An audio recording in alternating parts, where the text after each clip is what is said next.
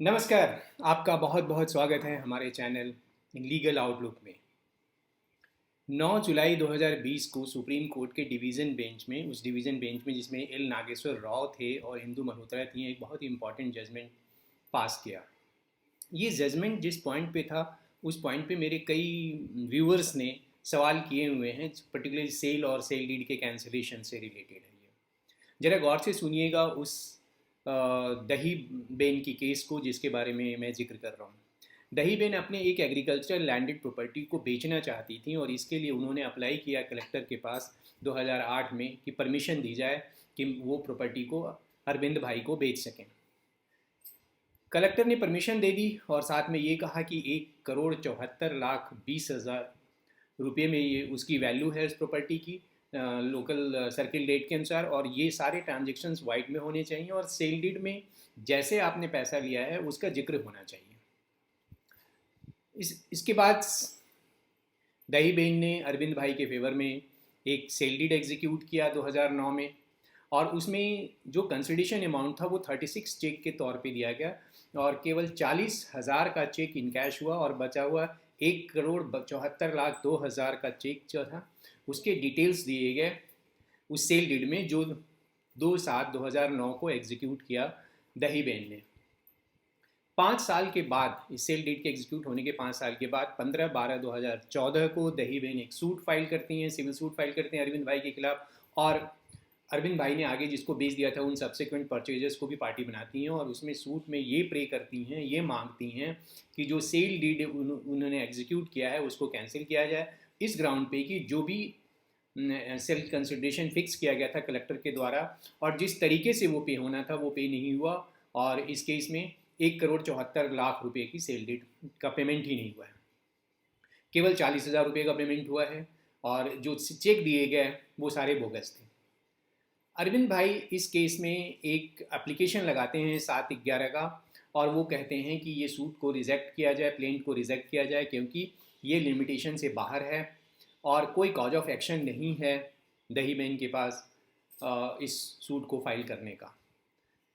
Trial court reject कर देती है कि इस ग्राउंड को कि सेल डीड जो रजिस्टर्ड सेल डीड है उसको कैंसिल किया जाता है, नॉन पेमेंट किया जा सकता है नॉन पेमेंट के ग्राउंड पे, और इवन की हाई कोर्ट भी जो 7/11 का एप्लीकेशन ट्रायल कोर्ट ने डिसमिस किया था, रिजेक्ट अलाउ किया था, उसको कंफर्म कर देते हैं। मैटर पहुंचता है सुप्रीम कोर्ट में ये सिविल अपील नंबर होता है 9519 ऑफ 2019 और केस का नाम है दही बेन वर्सेस अरविंद भाई कल्याण जी भंसाली। सेल डीड से रिलेटेड मैंने पहले भी कई वीडियोस बनाए हैं और जिसमें सेल और सेल डीड के कैंसिलेशन के से रिलेटेड वीडियो थे, बहुत ही इंपॉर्टेंट इन्फॉर्मेशन मैंने शेयर किया था आपसे और उन वीडियोस को बहुत सराहा भी है हमारे व्यूवर्स ने और बहुत सारे क्वेश्चंस भी हमसे पूछे हैं। अगर आपने वो वीडियोस नहीं देखे हैं तो मैं लिंक में उसके लिंक शेयर कर लूँगा कमेंट सेक्शन में, प्लीज़ जाइए देखिए, डिस्क्रिप्शन में देखिए उन वीडियोस को। अब इसके पहले कि हम आगे बढ़ें से आपको सेक्शन 54 बताते हैं जो सेल को डिफाइन करता है। Section 54 transfer of property act 1882। Sale होता क्या है? सेल एक ट्रांसफ़र है ऑनरशिप का, उसके बदले में या तो पेमेंट दिया जाता है या प्रॉमिस किया जाता है या पार्ट पेमेंट दिया जाता है, पार्ट प्रॉमिस किया जाता है। इस सेल के डिफिनीशन में 2 वाइटल पॉइंट्स है। पहला कि इसमें ट्रांसफ़र ऑफ ऑनरशिप होना चाहिए। ट्रांसफ़र ऑफ ऑनरशिप का मतलब होता है कि जो भी राइट और इंटरेस्ट उस प्रॉपर्टी में सेलर के हैं वो सभी ट्रांसफ़र हो जाएंगे और इस सेल के बाद उसके पास उस प्रॉपर्टीज़ में कोई राइट और इंटरेस्ट नहीं बचेगा, और अगर ऐसा नहीं है तो उसको सेल नहीं कहा जाएगा। मीन्स कि अगर किसी सेल डीड में अगर कोई पार्ट इंटरेस्ट भी सेलर रख लेता है अपने पास, बायर को कन्वे नहीं करता, तो उसको सेल नहीं कहेंगे। दूसरा वाइटल एस्पेक्ट इस केस में है, इस सेल के डिफिनीशन में है, सेक्शन 54 में है, वो ये है कि जो ऑनरशिप ट्रांसफ़र होगा उसका एक प्राइस फिक्स होगा, और प्राइस इसलिए बड़ा इसेंशियल इंग्रेडिएंट है इस ट्रांजेक्शन में जिसे सेल कहते हैं। अगर कोई सेल कंसिडरेशन नहीं है तो वो सेल नहीं है, बारिंग सर्टेन एक्सेप्शन जिसका मैंने जिक्र अपने पिछले वीडियो में किया है।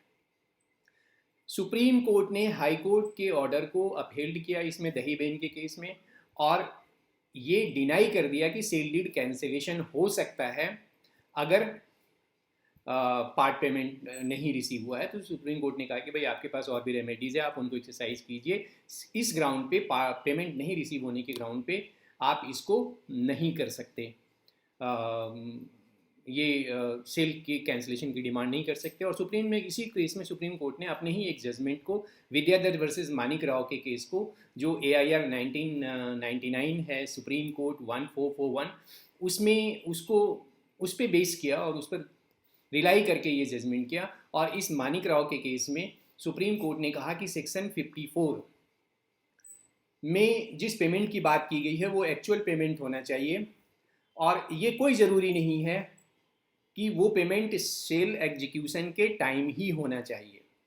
सेल कंप्लीट करने के लिए ये आवश्यक नहीं है कि सेल कंसिडरेशन पूरा उसी समय दिया जाए। इवन कि अगर पूरा का पूरा सेल अमाउंट भी, कंसिडरेशन अमाउंट भी अगर नहीं पे किया गया है और डॉक्यूमेंट एग्जीक्यूट कर दिया गया है, तो ये जो ट्रांसफरी है और उसके पास पूरा का पूरा राइट चला जाता है इस ट्रांजेक्शन के तहत। और केवल पेमेंट का नहीं होना सेल प्राइस का, ये किसी सेल की वैलिडिटी को अफेक्ट नहीं करेगा। मेन जो डॉक्यूमेंट है उससे इंटेंशन का पता चलना चाहिए, जो उसमें जो रिसाइटल किए हुए हैं, उसमें जो टर्म्स कंडीशन दिए हुए हैं सेल डॉक्यूमेंट में, उससे ये पता चलना चाहिए कि पार्टी चाहती क्या थी। अगर सेल करना चाहती थी तो वो उससे निकल के आना चाहिए, उसके कंडक्ट से निकल के आना चाहिए, और या जो और दूसरे एविडेंस ऑन रिकॉर्ड हैं उससे निकल के आना चाहिए कि पार्टीज़ का इंटेंशन सेल था।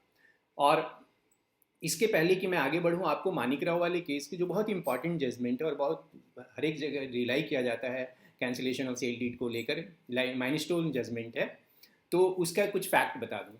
मानिक राव एक व्यक्ति होता है जो अपनी प्रॉपर्टी को मोर्टगेज कर देता है मानिक राव के पास 1500 रुपये में, और जो डॉक्यूमेंट्स बनता है उनके बीच वो रजिस्टर्ड डॉक्यूमेंट होता है, उसको मॉर्टगेज कम सेल डीड कहते हैं, कंडीशनल सेल डीड। उसमें एक कंडीशन होता है कि अगर 2 साल के अंदर, मतलब 1973 के पहले पहले अगर वो आदमी मानिक राव को 1500 रुपया लौटा देता है, तो मानिक राव वो प्रॉपर्टी रिकन्वे कर देगा और वो वापस उसके पास चला जाएगा। ये डॉक्यूमेंट रजिस्टर्ड होता है, पोजीशन भी दे देता है मानिक राव को वो आदमी। ड्यू डेट के पहले वो व्यक्ति एक सेल डीड में इंटर करता है विद्याधर के पास 5000 रुपये में, और वो 1500 रुपया मानिक राव को भेजता है मनी ऑर्डर के जरिए कि आप अपना पैसा ले लीजिए और हमें रिकन्वे कर दीजिए, और उस प्रॉपर्टी को वो आगे विद्याधर को भेज देता है। वो Manik Rao money order receive नहीं करता है, लौटा देता है। इसके बाद विद्याधर एक सूट फाइल करता है रिडेम्पशन के लिए, मॉर्टगेज प्रॉपर्टी के रिडेम्पशन के लिए। मानिक राव ये कंटेन करता है कि जो उसके साथ डॉक्यूमेंट साइन हुआ था मॉर्टगेज कम कंडीशनल सेल डीड, वो आउटराइट सेल था और वो मॉर्टगेज नहीं था।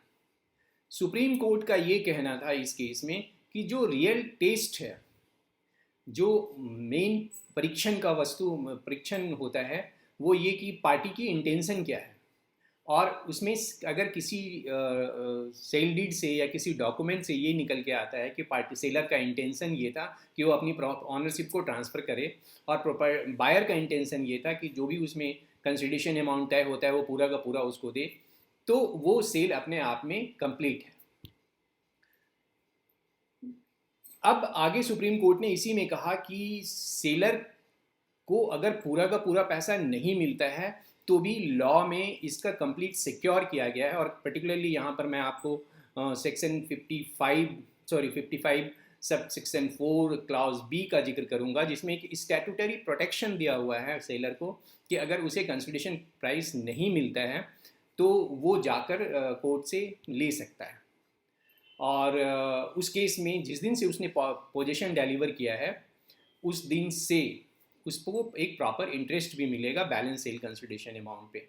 और particularly transfer of property act में एक कमेटी बनी थी, और उस कमेटी के स्पेशल कमेटी के रिकमेंडेशन पे 1929 में एक क्लॉज इंसर्ट किया गया था transfer of property act section 55 में, जिसमें ये सिक्योर किया गया कि अगर रजिस्टर्ड सेल डीड के जरिए जो पैसा तय हुआ है, जो कंसिडरेशन अमाउंट तय हुआ है, अगर वो नहीं पेमेंट किया जाता है तो सेलर अप्रोच कर सकता है कोर्ट को, और वो स्टैट्यूटरीली सिक्योर है उस पैसे को रिकवर करने में विथ इंटरेस्ट। तो इन दोनों दो केसेस, दही बेन और मानिक राव वाले केस को लेकर अब ये समझ में आ गया कि आपको कि किस किस सूरत में आप सेल कंसिडरेशन के लिए नहीं मिलने पर क्या आपके पास रेमेडी है। और साथ में ये क्लियर कर दिया सुप्रीम कोर्ट ने कि किसी भी सूरत में अगर केवल ये ग्राउंड है कि आपको पार्ट पेमेंट नहीं मिला है या कंसिडरेशन अमाउंट पूरा का पूरा नहीं मिला है, तो आप सेल डीड कैंसिल नहीं करा सकते। आप होप आपको ये वीडियो पसंद आया होगा। अगर पसंद आया तो आप शेयर कीजिए, चैनल सब्सक्राइब कीजिए। और एक स्पेशल रिक्वेस्ट है कि आप ज़रूर अपने मुद्दे जुड़े हुए हैं इन सेल डीड से रिलेटेड, उसका आप मुझसे कमेंट सेक्शन में जाके अपने सवाल लिखिए, जिससे कि मैं आपको जवाब दूंगा। ये मेरे लिए बहुत इंपॉर्टेंट है, क्योंकि मुझे अलग अलग व्यूज़, अलग अलग प्रॉब्लम्स को समझने का मौका मिलता है। Thank you very much. नमस्कार।